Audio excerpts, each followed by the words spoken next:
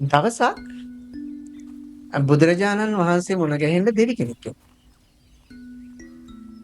දෙවි කෙනෙක් ඇවිල්ලා බුදුහාමුදුරුවොත් එක්ක සාකච්ඡා කරා.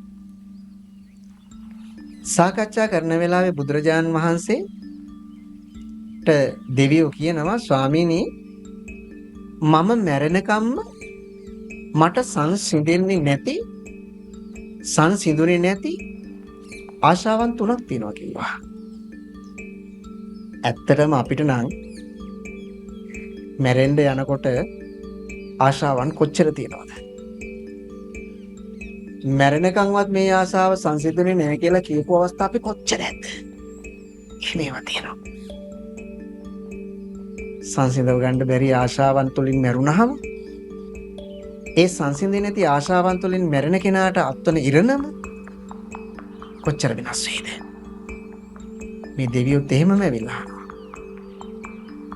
ඊට පස්සේ බුදුරජාණන් වහන්සේ අහනවා ඔබ මැරෙන තුරා ඔබෙන් සංසිඳුනේ නැති ආශාව මොනවද කියලා. බලන්නකෝ අපිට තියෙන ආශාවන් වගේද කියලා. බුදුරජාණන් වහන්සේට කියන පළවෙනි ආශාවට ස්වාමීනි මට ඔබ වහන්සේ දැකලා කොච්චර බලාගෙන හිටියා ඔබ වහන්සේගේ රුව දැකීමේ තුලින් ඇති වෙන සනසෙල්ල සංසිඳෙන්නේ නැති ආශාවක්.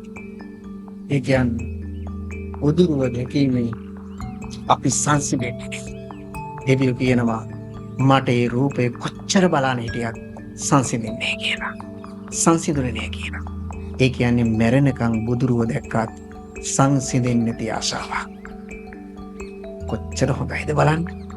කොච්චර ලස්සනයිද කියලා බලන්න.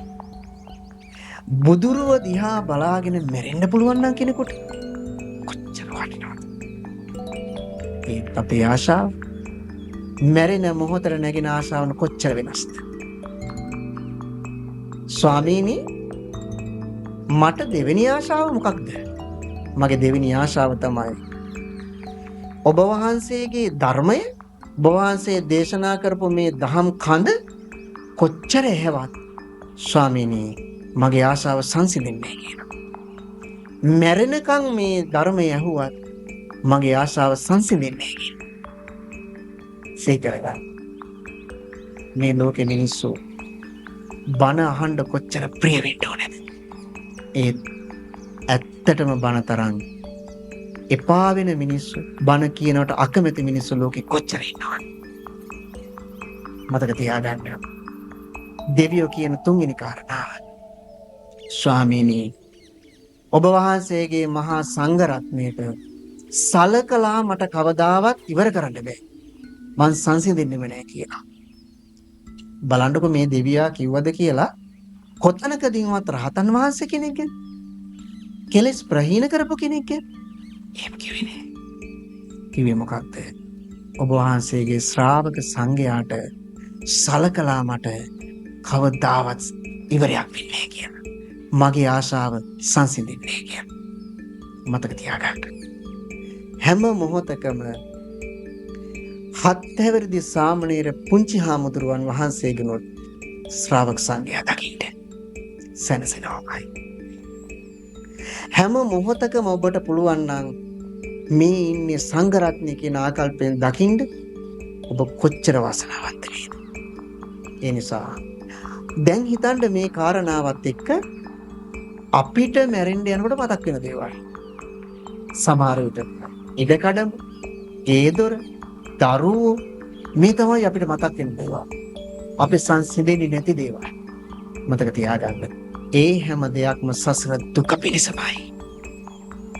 සසර සැප පිණිසම නොවේමයි.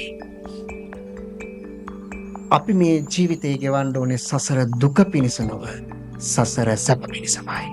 මතක තියාගන්න. කෙනෙකුට පුළුවන් නම් මැරෙනකන්ම සංසිඳෙන්නේ නැති ආශාවක් බවට පත් කරගන්නට ලෝතුරා බුදුරුව දැකීම. ලෝතුරා බුදුරජාණන් වහන්සේ දේශනා කරපු ධර්මය ඇසීම. ආර්ය මහා සංඝරුවන දැකීම ඔබට මැනර තුරා සැනසෙන්න බැන්න ආශාවන් ඉවර වෙන්නේ නැත්නම් මතක තියාගන්න ඔබට මැරෙන මොහොතේ සැනසිලිදායි ආත්මයක් හිමි වෙනවායි. සැනසෙල්ලගෙන දෙන සුවබර වූ ආත්ම ප්‍රාර්ථනා කරන අපිට මැරෙන මොහොතේ සිහි කරන්න පුළුවන් තෙරුවන් ගුණමයි. ඔබට තෙරුවන ආශිර්වාදයක් වේවා.